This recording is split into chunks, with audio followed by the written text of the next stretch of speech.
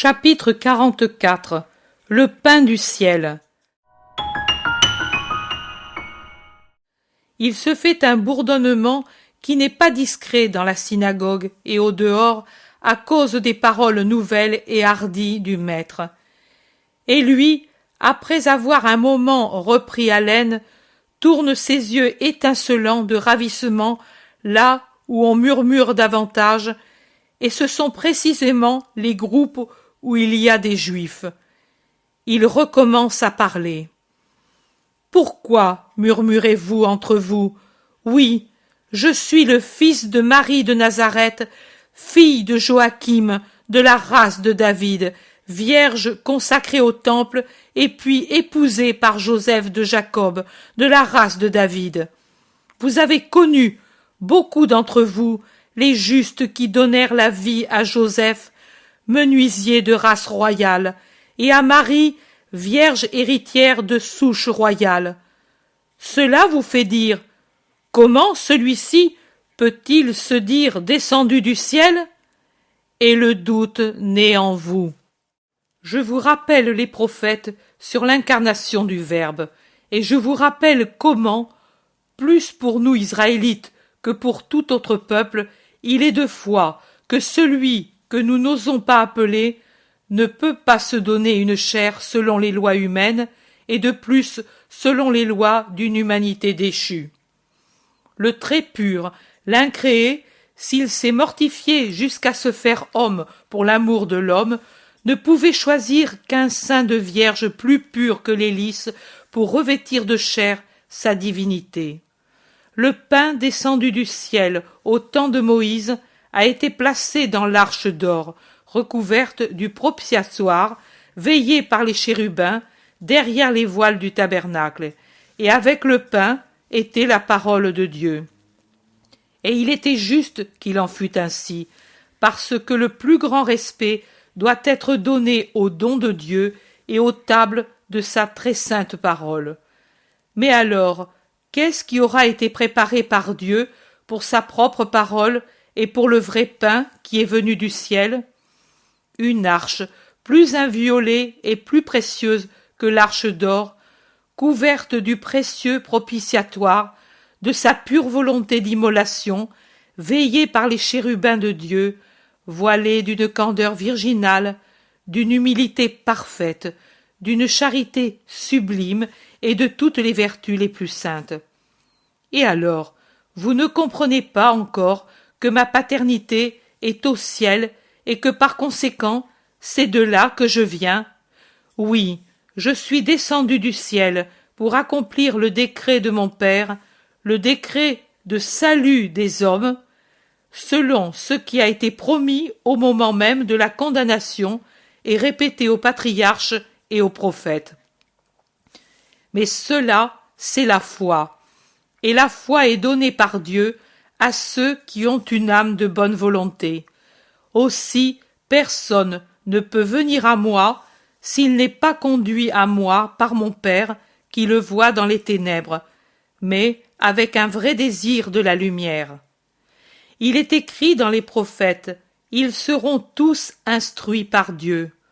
Voilà, c'est dit, c'est Dieu qui leur apprend où ils doivent aller pour être instruits par Dieu. Tout homme, donc, qui, au fond de son esprit droit, a entendu parler Dieu, a appris de mon Père à venir vers moi. Et qui veux-tu qui a entendu Dieu ou vu son visage? Demandent plusieurs, qui commencent à montrer des signes d'irritation et de scandale, et ils finissent par dire « Tu délires ou tu es illusionné ?» Personne n'a vu Dieu, excepté celui qui est de Dieu. Celui-là a vu le Père, et c'est moi qui suis celui-là. Et maintenant, écoutez le credo de la vie future sans lequel on ne peut se sauver. En vérité, je vous dis que celui qui croit en moi a la vie éternelle. En vérité, je vous dis que je suis le pain de la vie éternelle. Vos pères dans le désert ont mangé la manne et ils sont morts. car la manne était une nourriture sainte, mais temporelle, et elle donnait la vie pour autant qu'il était nécessaire d'arriver à la terre promise par Dieu à son peuple. Mais la manne que je suis n'aura pas de limite de temps ni de puissance. Non seulement elle est céleste, mais elle est divine, et elle produit ce qui est divin, l'incorruptibilité, l'immortalité de ce que Dieu a créé à son image et à sa ressemblance. Elle ne durera pas 40 jours, 40 mois, 40 années, 40 siècles, mais elle durera tant que durera le temps, et elle sera donnée à tous ceux qui ont pour elle une fin sainte et agréable au Seigneur, qui se réjouira de se donner sans mesure aux hommes pour lesquels il s'est incarné, pour qu'ils aient la vie qui ne meurt pas. Moi, je puis me donner, je puis me transsubstancier par amour pour les hommes, de sorte que le pain devienne chair et que la chair devienne pain, pour la faim spirituelle des hommes qui, sans cette nourriture, mourraient de faim et de maladie spirituelle. Mais si quelqu'un mange de ce pain avec justice, il vivra éternellement. Le pain que je donnerai, ce sera ma chair immolée pour la vie du monde.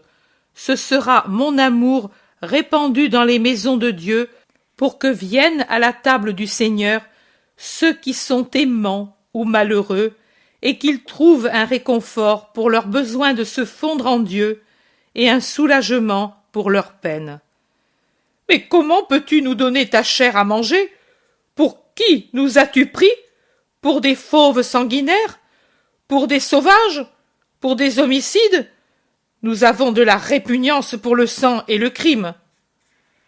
En vérité, je vous dis que bien des fois l'homme est plus qu'un fauve et que le péché rend plus que sauvage, que l'orgueil donne une soif homicide, et que ce n'est pas à tous ceux qui sont présents que répugneront le sang et le crime. Et même dans l'avenir, l'homme sera tel parce que Satan, la sensualité et l'orgueil en font une bête féroce. Et c'est pour satisfaire un besoin plus grand que jamais que vous devez et que l'homme devra se guérir lui-même des germes terribles par l'infusion du saint. En vérité, je vous dis que si vous ne mangez pas la chair du Fils de l'homme et si vous ne buvez pas son sang, vous n'aurez pas en vous la vie. Celui qui mange dignement ma chair et qui boit mon sang a la vie éternelle, et je le ressusciterai au dernier jour, car ma chair est vraiment une nourriture et mon sang un breuvage. Celui qui mange ma chair et qui boit mon sang reste en moi, et je reste en lui. Comme le Père vivant m'a envoyé, et que je vis par le Père, de même celui qui me mange vivra lui aussi par moi, et ira où je l'envoie, et il fera ce que je veux, et il vivra avec austérité comme homme, et sera ardent comme un séraphin, et il sera saint, car pour pouvoir se nourrir de ma chair et de mon sang, il s'interdira les fautes, et il vivra en s'élevant pour finir son ascension au pied de l'Éternel. Mais celui-là est fou. Qui peut vivre de cette façon? Dans notre religion, il n'y a que le prêtre qui doive se purifier pour offrir la victime. Ici, lui veut faire de nous autant de victimes de sa folie. Cette doctrine est trop pénible et ce langage est trop difficile. Qui peut l'écouter et le pratiquer? Murmurent ceux qui sont présents, et plusieurs sont des disciples réputés tels. Les gens se dispersent en commentant, et très réduits apparaissent les rangs des disciples quand restent seuls dans la synagogue le maître et les plus fidèles. Je ne les compte pas, mais je dis qu'on arrive à peu près à 100. Il doit donc y avoir eu une forte défection, même dans les rangs des anciens disciples depuis longtemps au service de Dieu. Parmi ceux qui sont restés, il y a les apôtres, le prêtre Jean et le scribe Jean, Étienne, Hermas, Timon, Hermasté, Agape, Joseph, Salomon, Abel de Bethléem de Galilée et Abel le lépreux de Corosaïne avec son ami Samuel, Élie, celui qui renonça à ensevelir son père pour suivre Jésus, Philippe d'Arbela, Azer et Ismaël de Nazareth, et en plus d'autres dont je ne connais pas les noms.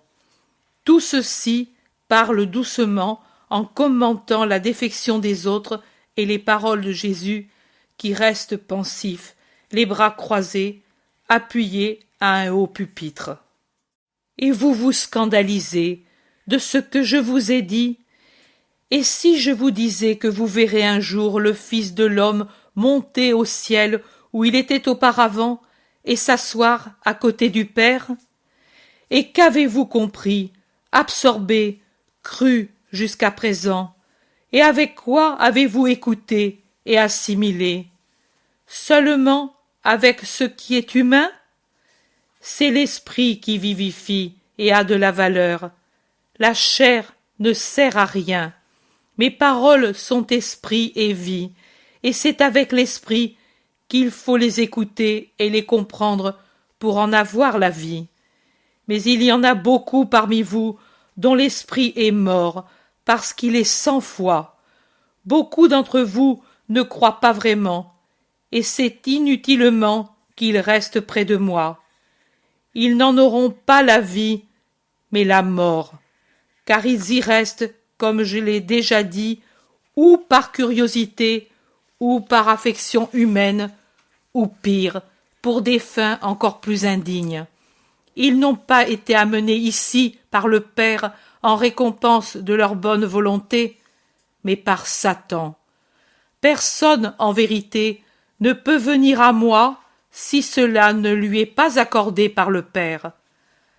Allez-vous-en aussi, vous qui restez difficilement parce que vous avez honte, humainement, de m'abandonner, mais qui avez honte encore davantage de rester au service de quelqu'un qui vous semble fou et dur. Allez, il vaut mieux que vous soyez loin pour nuire. Et plusieurs autres se retirent des disciples, parmi lesquels le scribe Jean et Marc, le Gérasénien possédé, guéri en envoyant les démons dans les porcs.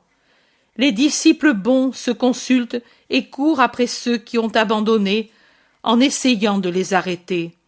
Dans la synagogue, il y a maintenant Jésus, le chef de la synagogue, et les apôtres. Jésus se tourne vers eux qui, mortifiés, restent dans un coin, et il dit « Voulez-vous vous en aller, vous aussi ?» Il le dit sans amertume et sans tristesse, mais avec beaucoup de sérieux. Pierre, dans un élan douloureux, lui dit « Seigneur, et où veux-tu qu'on aille? Vers qui? Tu es notre vie et notre amour. Toi seul as les paroles de la vie éternelle. Nous savons que tu es le Christ, le Fils de Dieu. Si tu veux, chasse-nous. Mais nous, pour ce qui est de nous, nous ne te quitterons pas. Pas même si tu ne nous aimais plus. » Et Pierre pleure sans bruit, avec de grosses larmes. André aussi, Jean, les deux fils d'Alphée, pleurent ouvertement, et les autres, pâles ou rouges par suite de l'émotion, ne pleurent pas, mais souffrent visiblement. Pourquoi devrais-je vous chasser? N'est-ce pas moi qui vous ai choisis, vous 12? Jaïr, prudemment, s'est retiré pour laisser Jésus libre de réconforter ou de réprimander ses apôtres. Jésus, qui remarque sa retraite silencieuse, dit, en s'asseyant accablé, comme si la révélation qu'il fait lui coûtait un effort supérieur à ce qu'il peut faire, épuisé comme il l'est, dégoûté, endolori. Et pourtant, l'un de vous est un démon. La parole tombe lente, effrayante dans la synagogue, où il n'y a que la lumière des nombreuses lampes qui soient joyeuses, et personne n'ose rien dire. Mais ils se regardent l'un l'autre avec un frisson de peur et en se posant une question angoissée, et par une question encore plus angoissée et intime, chacun s'examine lui-même. Personne ne bouge pendant un moment, et Jésus reste seul sur son siège, les mains croisées sur les genoux, la tête baissée. Il la lève enfin et il dit « Venez, je ne suis pourtant pas un lépreux. Ou bien, vous me croyez tel ?» Alors Jean s'avance rapidement et s'enlace à son cou en disant « Avec toi, alors, dans la lèpre, mon seul amour, avec toi dans la condamnation, avec toi dans la mort, si tu crois que cela t'attende. » Et Pierre rampe à ses pieds, il les lui prend et les pose sur ses épaules en sanglotant. « Presse-moi, foule-moi aux pieds, mais ne me fais pas penser que tu te méfies de ton Simon. » Les autres, voyant que Jésus caresse les deux premiers, s'avancent et le baisent sur ses vêtements, sur ses mains, sur ses cheveux. Seul l'Iscariote ose le baiser au visage. Jésus se lève tout à coup et semble le repousser brusquement, tant son mouvement est imprévu, et il dit « Allons à la maison. Demain soir, à la nuit, nous partirons en barque pour Hippo. »